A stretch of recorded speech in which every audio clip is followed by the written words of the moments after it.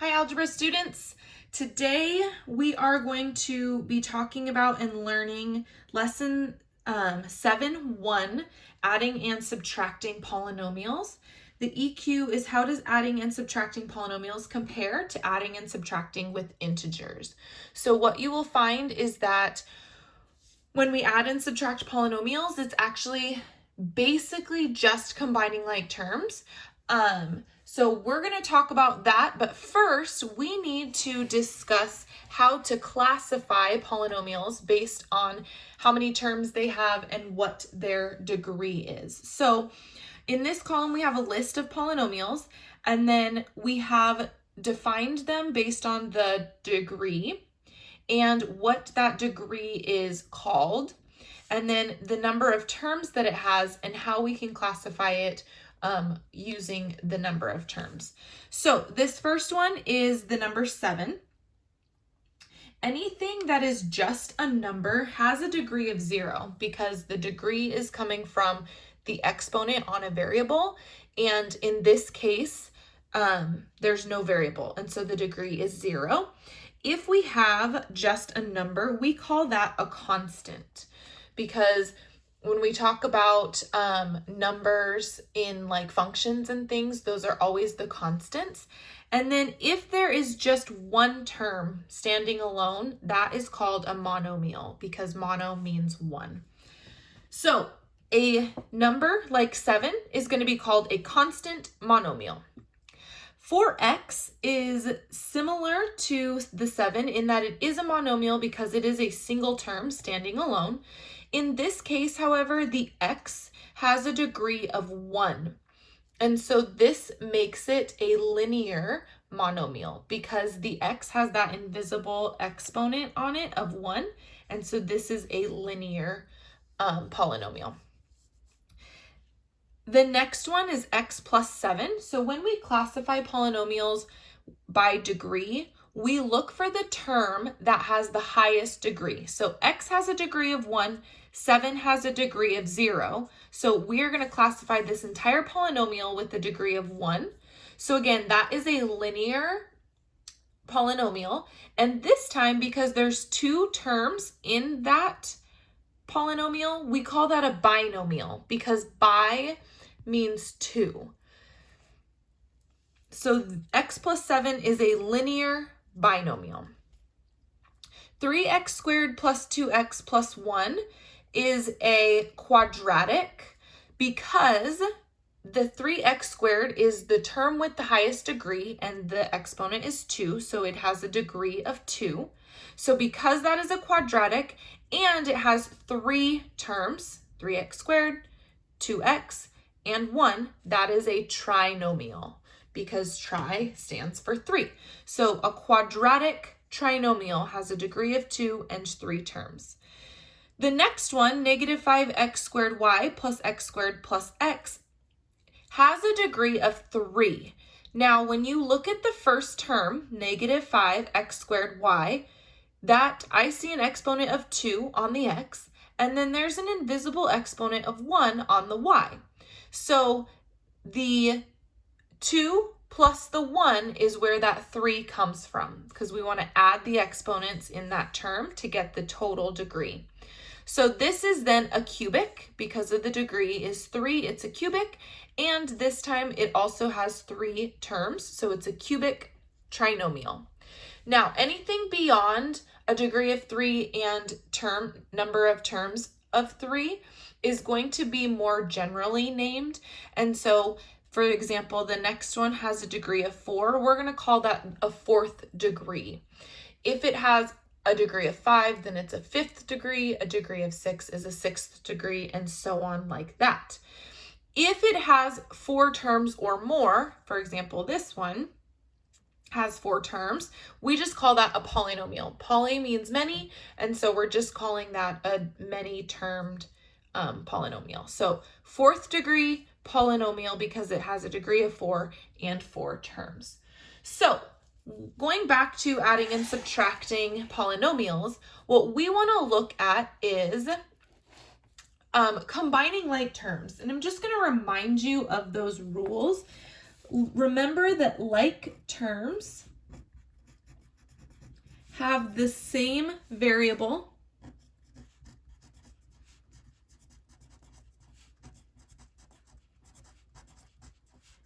and exponent on that variable.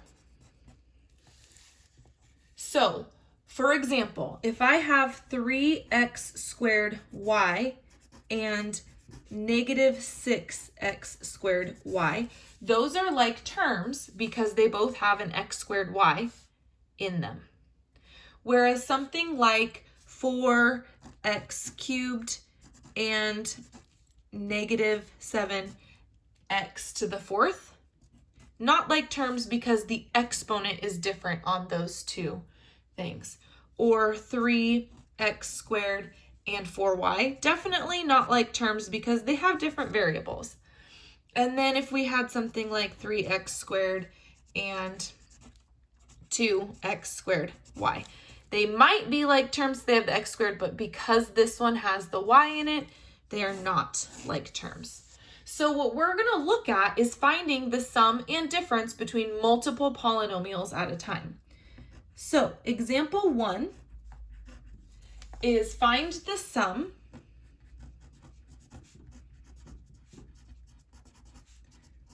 of 4x squared plus 2x minus 3 and 3x squared plus 6. Now, we just start with them in parentheses because we're grouping them with the two polynomials. So I have a quadratic trinomial and a quadratic binomial. And I'm going to combine those together. And I'm going to start by writing it out horizontally. So 4x squared plus 2x minus 3 plus 3x squared plus 6. Now, I'm looking for like terms. So what I want to find are the ones that have the same variable and the same exponent. So I have 4x squared and positive 3x squared. So I know I can add those together. Well, 4x squared and 3x squared is 7x squared. Okay, then I'm noticing that I have this negative 3 here and this positive 6 here. So I'm going to combine those together because they're both constants. So negative 3 plus 6 is 3. And my 2x is just alone there, and so I'm just going to bring that down. I can't combine it with anything else. Now, this is the sum, but most of the time they're going to ask you to write the polynomial in standard form, which means that the degree is descending from highest to lowest. Well, 3 has a degree of 0 and 2x has a degree of 1, so I need to switch those ordered to be in standard form. So 7x squared plus 2x plus 3. And that is in standard form.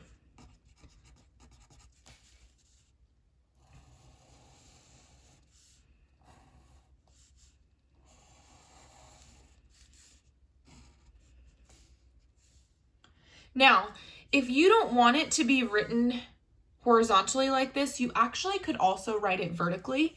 And when you do that, what's kind of nice about this is that usually the polynomials are given to you in standard form. So when you write them vertically, you can line up the like terms as you go so that then you can kind of notice when you add 0 and they're already in that standard form. So this is another option for you when you add or subtract. So now, example 2 is a subtraction problem. So we're going to find the difference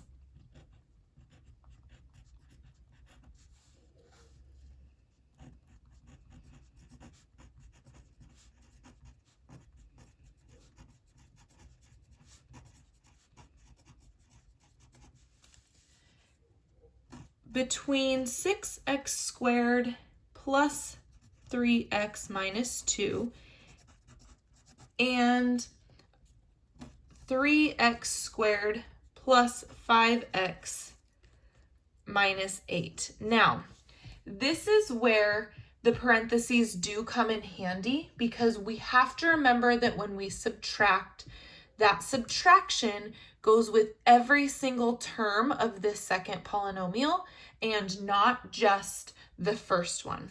So when I rewrite this horizontally, I'm going to write 6x squared plus 3x minus 2 minus, and I'm going to keep the second trinomial in the parentheses, because before I start combining like terms, I actually think about this as distributing a -1, because that way I don't forget that I'm subtracting and accidentally add instead. So when I do that, that allows me to get rid of the parentheses and then combine like terms from there. So I get 6x squared plus 3x minus 2, and then I end up with minus 3x squared minus 5x plus 8. And so subtracting -8 becomes +8, and that's a little bit easier for us to deal with instead of trying to think of, okay, minusing a negative. So from there, I'm going to look for my like terms. So I have 6x squared and -3x squared. So that's going to give me 3x squared. And then I have positive 3x and negative 5x. So when I combine those together, I get negative 2x. And then I have negative 2 and positive 8. So when I combine those, I get plus 6. Gonna double check. This is already in standard form. So that is my solution. Okay, we're gonna do one more example of a subtraction. And once I get it written, I'd love it if you paused the video and tried it on your own and then came back. So I have 4x cubed minus 5x squared plus 3x minus 8 subtract 2x cubed minus 2x squared plus 6x plus 12. Okay, so first I'm going to, I would love it if you thought about this as distributing the -1, and I'm actually going to do this example horizontally just so that you guys can kind of see what it looks like in that fashion as well. So I'm going to write it out so that they are stacked on top of each other.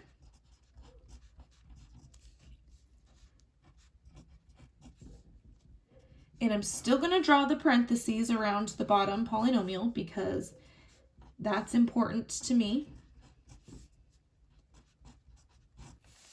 And even though it is written vertically like this, I'm still going to distribute this -1 because I don't trust myself not to remember to subtract. And I'm going to actually rewrite it